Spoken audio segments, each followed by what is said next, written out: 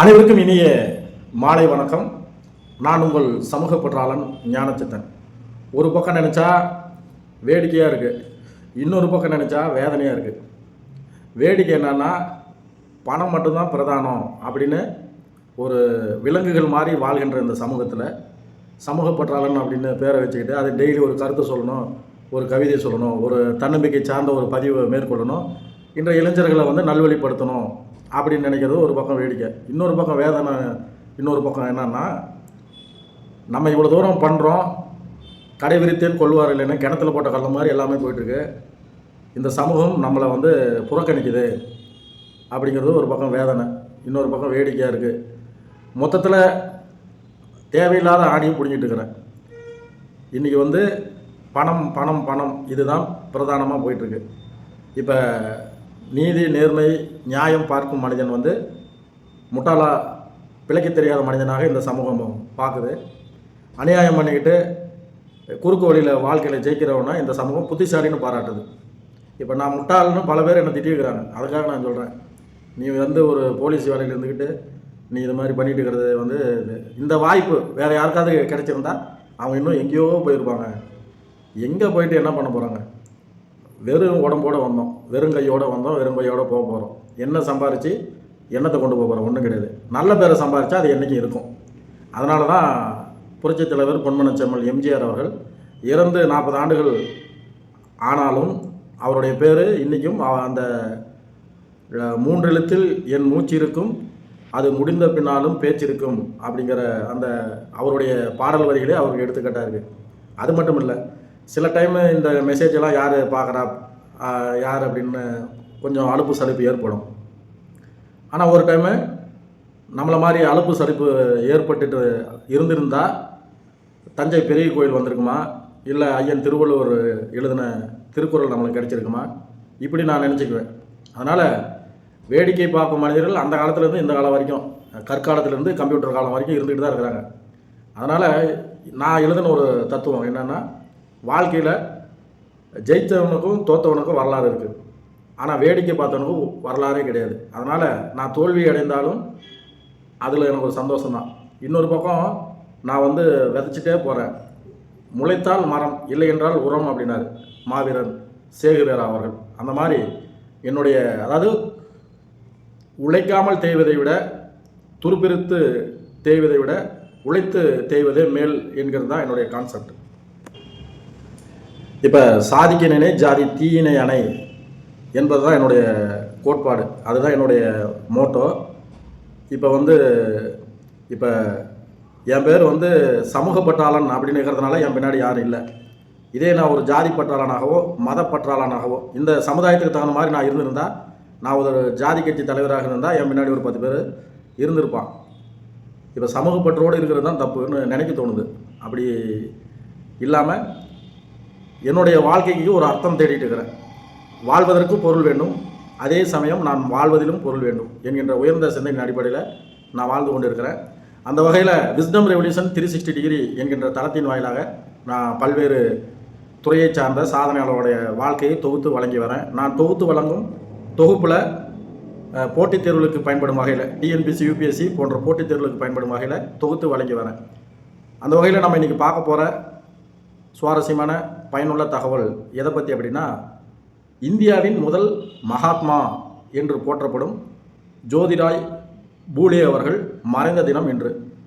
இந்தியாவின் முதல் மகாத்மா, நம்ம மகாத்மான்னு சொன்னால் காந்தி அவரை பற்றி தான் நம்ம நினைப்பு வரும். ஆனால் இந்தியாவின் முதல் மகாத்மா என்று பெயர் எடுத்தவர் யாருன்னா ஜோதிராய் பூலே அவர்கள். அவருடைய வாழ்க்கை வரலாறு தான் இந்த தொகுப்பில் நம்ம பார்க்க போகிறோம்.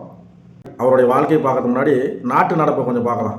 இப்போ பிறப்புக்கும் எல்லா உயிர்க்கும் என்றார் ஐயன் திருவள்ளுவர். ஒன்றே குலம் ஒருவனே தேவன் என்றார் திருமூலர். ஜாதிகள் இல்லையடி பாப்பா, குலம் தாழ்த்தி உயர்த்தி சொல்லல் பாவம் என்றார் மகாகவி பாரதியார். ஜாதி என்பது தாழ்ந்தபடி, நமக்கெல்லாம் தள்ளுபடி என்றார் பாவேந்தன் பாரதிதாசன் ஐயா, புரட்சி கவிஞர். செய்யும் தொழிலின் அடிப்படையில் உண்டானது தான் பாலாய் போன இந்த ஜாதி. கிபி 2ஆம் நூற்றாண்டில் கரிகால சோழன் ஆட்சியின் போது வழக்கை இடக்கை அப்படின்னு 2 ஜாதிகள் பிரிக்கப்பட்டதாக கல்வெட்டு சொல்லுது. இப்போ நாட்டில் நடக்கும் எந்த ஒரு நல்ல காரியமானாலும் சரி, கெட்ட காரியமானாலும் சரி, முந்திரி கொட்டை மாதிரி வந்து நிற்கிறது எதுனா இந்த பாலாய் போன ஜாதி. வட இந்தியாவில் ஒரு சம்பவம் நடந்துச்சு. எம்பி தருண் விஜய் அவர்கள் யூபியில் உத்தரப்பிரதேசத்தில் வள்ளுவரின் சிலையை நிறுவனார் ஒரு 6-7 வருஷத்துக்கு முன்னாடி.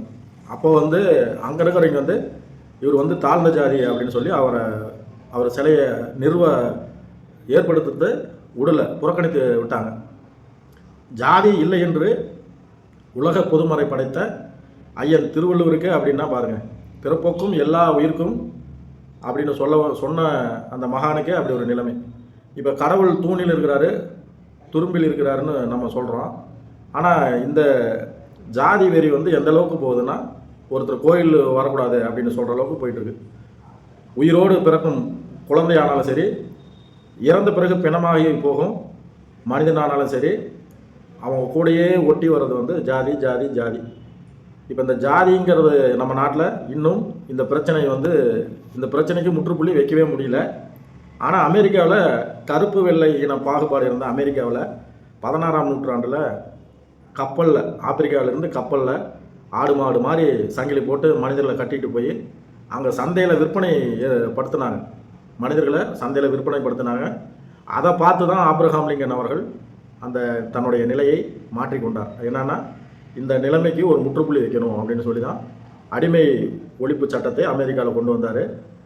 அதன் பிறகு அங்கே வந்து பிரச்சனை இருந்துகிட்டே தான் இருந்தது. அப்புறம் நாள்பட மாறி இன்றைக்கி வந்து அமெரிக்க அதிபராக பாரக் ஒபாமா அவர்கள் 8 ஆண்டுகள் மிக சிறப்பாக ஆட்சியை முடித்து அவர் தன்னுடைய சிறப்பான ஆட்சியை நிர்வாகத்தை கொடுத்தவர்.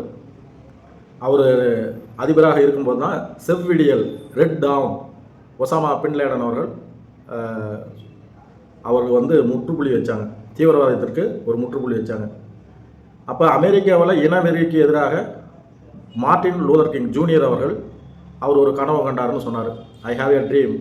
அந்த ட்ரீம் என்னென்னா, என்னுடைய குழந்தைகள், கருப்பின குழந்தைகளும் வெள்ளை இன குழந்தைகளும் அமெரிக்க வீதியில் ஒன்றோடு ஒன்று கை கோத்து விளையாடுற மாதிரி நான் ஒரு கனவு கண்டேன் அப்படின்னு சொன்னார். ஆனால் அந்த கனவு நனவாயிருச்சு. இன்றைக்கி அமெரிக்கா வந்து இனப்பாகுபாடு இல்லாமல் இப்போ ஒலிம்பிக்கு, ஆசியா கேமு இல்லை மற்ற எந்த விளையாட்டாக இருந்தாலும் சரி அமெரிக்கா ஃபஸ்ட்டில் இருக்கும். அதற்கு காரணம் என்னென்னா, நீக்ரோ இன மக்கள் வந்து விளையாட்டுத்துறையில் மிகச் சிறப்பாக திகழ்கிறார்கள். திறமைக்கு மதிப்பு கொடுத்ததுனால தான் அவங்க அந்த நிலைமைக்கு வர முடிஞ்சது. அதுக்காக நான் இதை பதிவு செய்கிறேன். என்னை பொறுத்த வரைக்கும் ஒரு மனிதன் அவன் ஆங்கிலேயனா, நீக்ரோவா, இந்துவா, முஸ்லீமா, கிறிஸ்தவனா, சீக்கியனா, சீனனா, இப்படி யாராக இருந்தாலும் எல்லாருடைய உடல் உறுப்பில் 10 விரல் 10 மாதங்கிறது காமன் டு ஆல். அதனால் நம்ம யாராக இருந்தாலும் ஒன்று தான், செத்தாக ஆக போகிறது மண்ணு தான். எனவே ஜாதிங்கிற அந்த ஏற்றத்தாழ்வுகளெல்லாம் இல்லாமல் மனிதனை மனிதனாக நடத்த வேண்டும் என்பது தான் என்னுடைய தாழ்மையான வேண்டுகோள். இப்போ நம்ம தமிழ்நாட்டில் ஜாதியோடைய ஆதிக்கம் அதிகமாக இருக்குது. இந்த அவல நிலையை நாம் மாற்ற வேண்டும். இன்றைய இளைஞர்கள் பழைய காலத்தில் இருக்கிற மாதிரி நான் ஆண்ட பரம்பரை, நீ அடிமை பரம்பரை அப்படிலாம் இல்லாமல் இன்றைய இளைஞர்கள் முற்போக்குத்தனமாக செயல்பட வேண்டும், முட்டாள்தனத்தை கைவிட வேண்டும் என்பதுதான் என்னுடைய வேண்டுகோள். இன்றைய பயனுள்ள பதிவாக இந்தியாவின் முதல் மகாத்மா ஜோதிராவ் பூலே அவர்களுடைய வாழ்க்கை வரலாறை நம்ம பார்க்கலாம். இப்போ வரலாறு என்பது எல்லைகளோ முடிவுகளோ இல்லாத நிகழ்வுகளின் பதிவேடு தான் வரலாறு. வரலாறு என்பது காலத்தின் கண்ணாடி. சில சமயங்களில் வரலாற்றின் கண்கள் குருடாவதுண்டு, பல சமயங்கள் குருடாக்கப்படுவதும் உண்டு. குறிப்பாக நமது இந்திய வரலாறில் பல பக்கங்கள் உன்னதமான பதிவுகள், பல பக்கங்கள் உன்னதமில்லாத பதிவுகள், அதாவது இருட்டடிப்பு செய்யப்பட்டுள்ளது. அந்த வகையில் சமூக நீதி களங்களில் ஜாதி ஒழிப்பு, வருண ஒழிப்பு, தீண்டாமை ஒழிப்பு, மூட நம்பிக்கை ஒழிப்பு போன்ற சமூக களை எடுப்பு பணிகளில் தன்னை அர்ப்பணித்து கொண்ட எத்தனையோ பேர் இருக்கிறாங்க. தன்னுடைய வாழ்க்கையில் கொள்கையோடு கோட்பாடோடு வாழ்ந்தவங்க நிறைய பேர் இருக்கிறாங்க. அதில் ஒருத்தர் தான் சவுத் இந்தியாவில் தந்தை பெரியார், நார்த் இந்தியாவில் வந்து ஜோதிராவ் பூலே அவர்கள். இப்போ சமூக போராளிகள் வந்து இவருடைய வாழ்க்கை வரலாறு பல பேர்த்துக்கு தெரிய வாய்ப்பில்லை. ஜோதிராய் பூலே அவர்களுடைய வாழ்க்கை இன்றைய இளைஞர்கள் தெரிஞ்சுக்கணுங்கிறதுக்காக நான் இந்த பதிவை மேற்கொள்கிறேன்.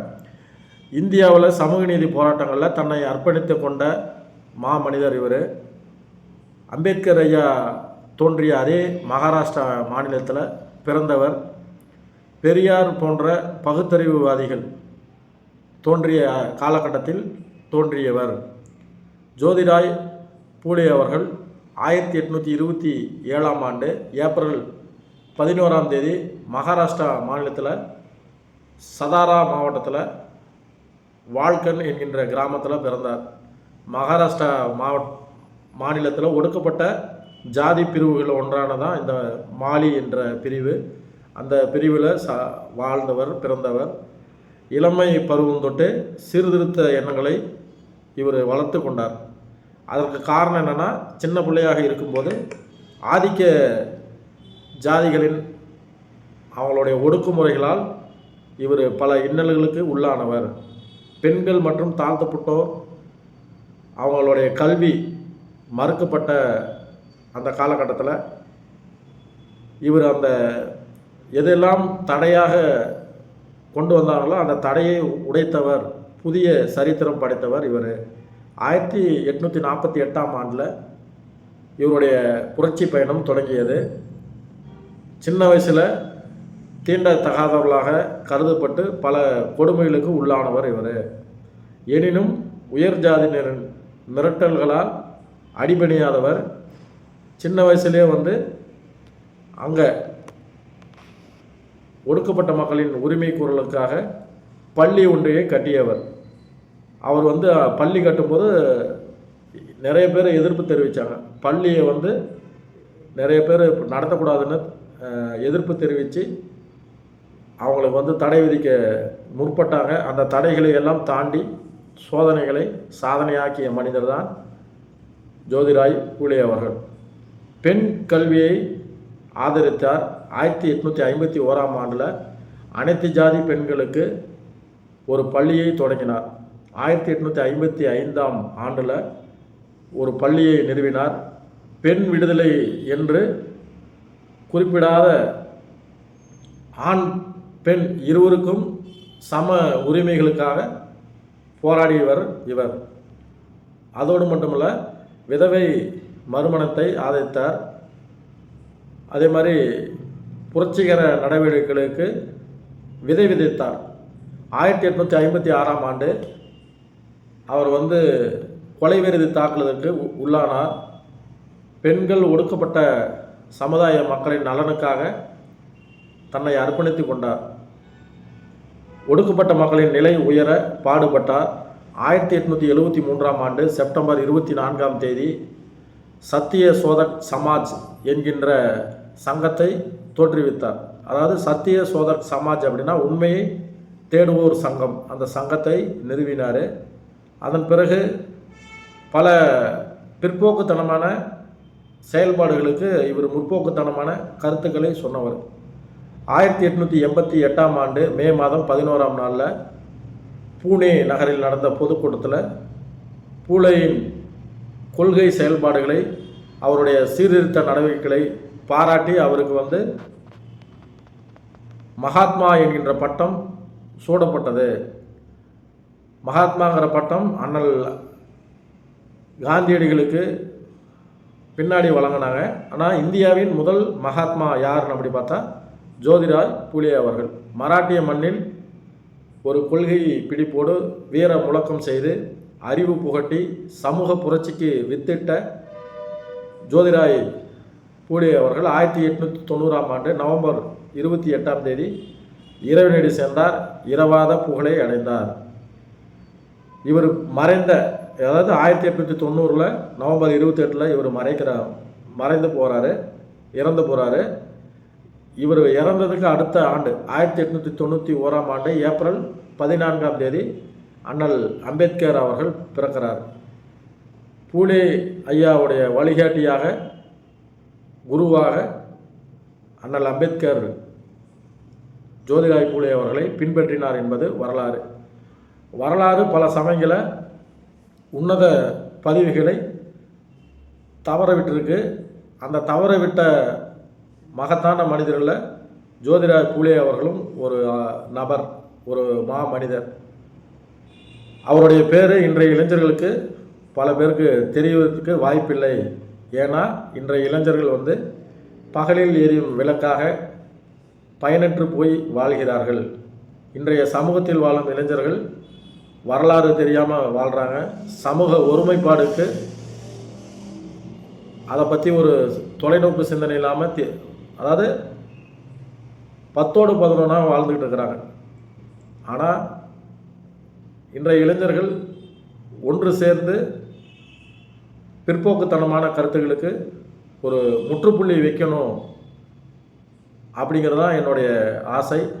அந்த வகையில்